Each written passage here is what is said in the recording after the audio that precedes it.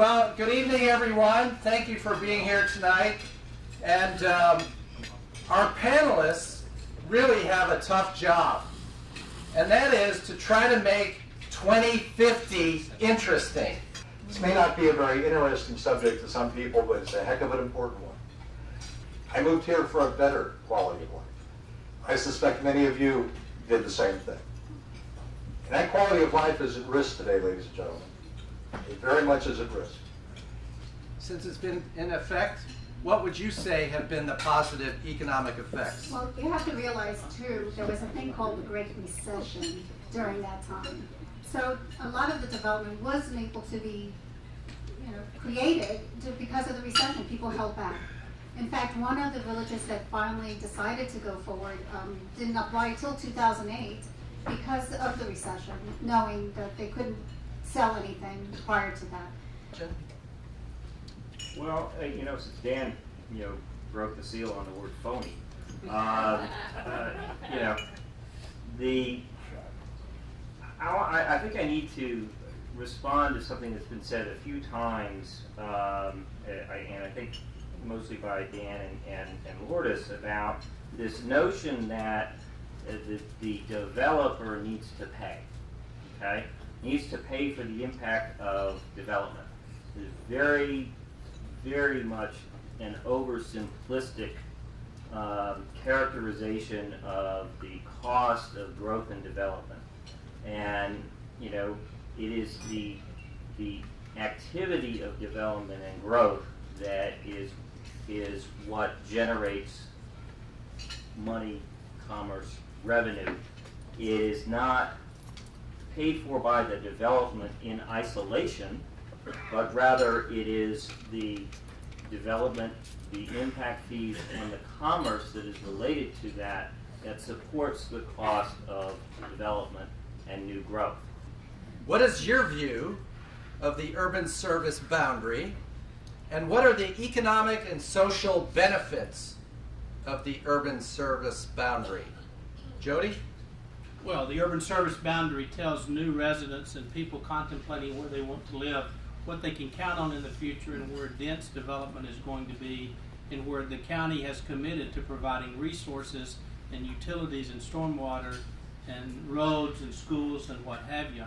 And so the urban service boundary is examined, and I'm not sure with the new Growth Management Act, under the evaluation and appraisal report that had to be done every 7 years, you had to contemplate where growth was going, and you had to provide and plan for growth and provide enough developable areas with resources. And so under that concept, every 7 years or so, the county would decide and would contemplate, is this the time to move the urban service boundary? And there's not been a big need, but if we don't look ahead and consider that, it's going to cause a major problem with us. Casey? The urban service boundary is a line that serves a planning purpose, and it's a good thing to have. It's a great, it's a planning tool. It is not sacrosanct, but it often serves as a metaphorical old growth tree that Dan and his group can tie themselves to, to rally around the idea of sprawl and overgrowth. We got one over here. All right, question. Lightning round. Okay. This was in 2004, and this is for Mr. Hutchinson and Kate, well, for everyone. 2004, Schroeder Manatee sold development rights for 2,000 acres of land to the county for $7 million. And when they did that, they lost their right to build up to the 5,000 units.